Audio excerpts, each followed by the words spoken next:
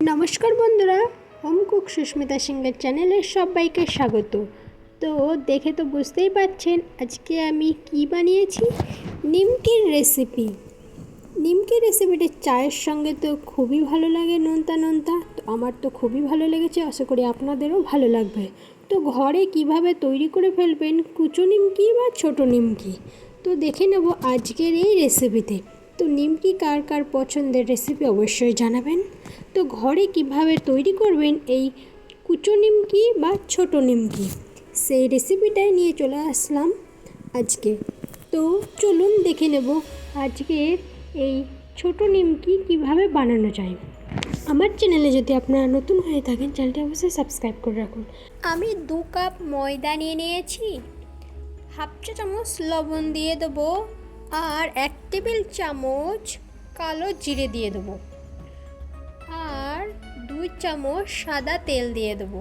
দিয়ে সমস্ত কিছু হাতের সাহায্যে একটু মিশিয়ে নেব, একটু ভালো করেই মশকিয়ে নেব যেন ডোটা পারফেক্ট তৈরি হয়ে যায়। আমি এখানে 5 মিনিট ধরে একটু মশকিয়ে নিয়েছি, এখানে মশকানো ভালোভাবে হয়ে গেছে।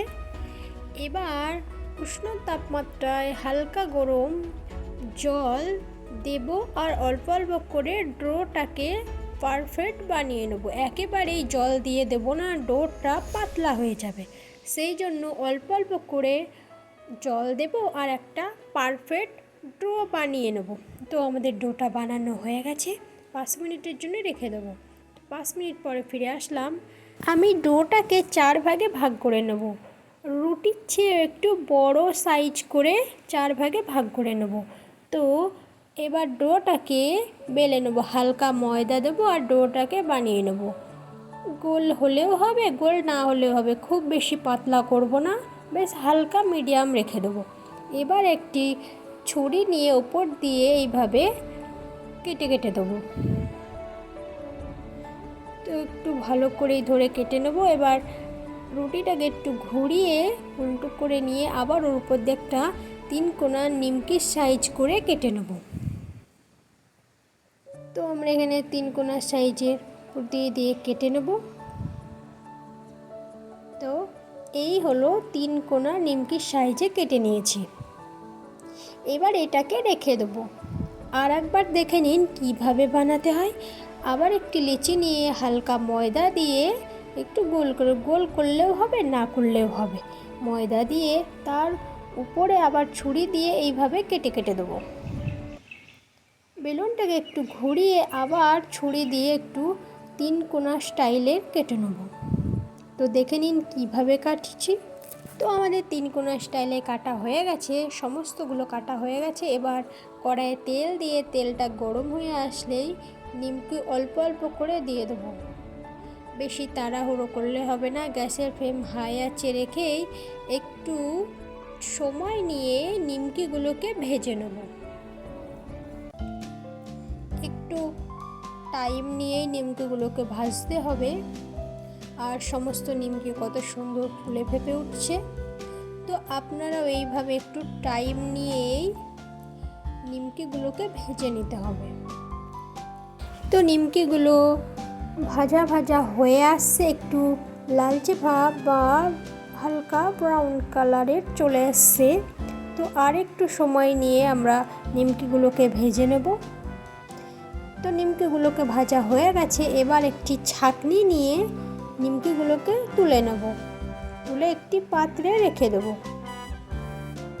তো বাকি নিমকিগুলো ওই একইভাবে ভেজে নেব। তো বন্ধুরা, নিমকি খেতে কার কার ভালো লাগে আর চায়ের সাথে কার কার পছন্দের রেসিপি অবশ্যই জানাবেন।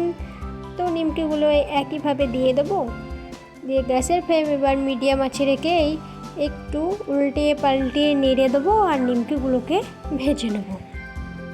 তো আমার ভিডিও কে কোথা থেকে দেখছেন অবশ্যই জানাবেন। আর আমার চ্যানেলে যদি আপনারা নতুন হয়ে থাকেন, চ্যানেলটিকে অবশ্যই সাবস্ক্রাইব করবেন আর ভিডিওটি প্রথম থেকে লাস্ট অবধি দেখতে থাকুন।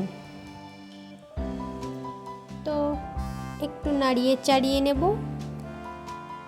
তো বন্ধুরা, নিমকির রেসিপি কেমন লাগলো অবশ্যই জানাবেন। তো একটু সময় নিয়ে নিমকিগুলোকে ভেজে নেব। তো বন্ধুরা, দোকানে আর কিনে না খেয়ে বাড়িতেই এইভাবে তৈরি করে ফেলুন নিমকির রেসিপি, খুব সহজে এবং খুব তাড়াতাড়ি এইভাবেই তৈরি করে ফেলুন। তো নিমকিগুলো ভাজা হয়ে গেছে, এবার ছাঁকনির সাহায্যে তুলে নেব। তো আপনারাও এইভাবে বাড়িতে তৈরি করে ফেলুন খুব তাড়াতাড়ি এবং খুব সহজ পদ্ধতিতে। তো আমার রেসিপি কেমন লাগলো অবশ্যই জানাবেন। আর নিমকির রেসিপি সম্পূর্ণ রেডি।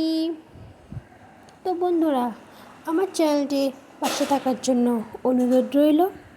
আর রেসিপিটি যদি ভালো লাগে অবশ্যই লাইক এবং শেয়ার করবেন।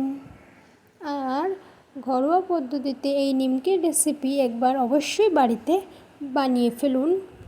এই রকম মচমচে মজাদার কুচো নিমকি বা ছোটো নিমকি।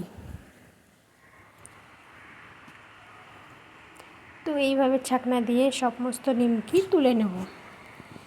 তো আমাদের মজাদার কুচো নিমকি, ছোটো নিমকি সম্পূর্ণ রেডি, মচমচে।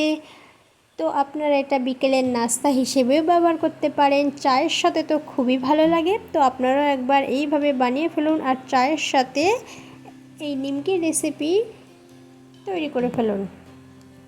আর বিকেলের নাস্তা হিসেবেও এটা ব্যবহার করতে পারেন। এটা বছরের পর বছর সংরক্ষণ করে রাখতে পারেন ঘরে এইভাবে কৌটোতে রেখে দিয়ে। তো বানিয়ে ফেলুন, দোকানে কেনা আর দরকার নেই, ঘরেই বানিয়ে ফেলুন নিমকির রেসিপি এবং বছরের বছর সংরক্ষণ করুন। তো আমার রেসিপি কেমন লাগলো অবশ্যই জানাবেন। ভালো থাকুন, সুস্থ থাকুন আর দেখতে থাকুন কুক সুস্মিতা সিংহের চ্যানেল। নিয়ে চলে আসবো নতুন একটি রেসিপি। ততক্ষণ ভালো থাকুন, সুস্থ থাকুন, টাটা, বাই বাই। নিয়ে চলে আসবো নতুন একটি রেসিপি। ধন্যবাদ।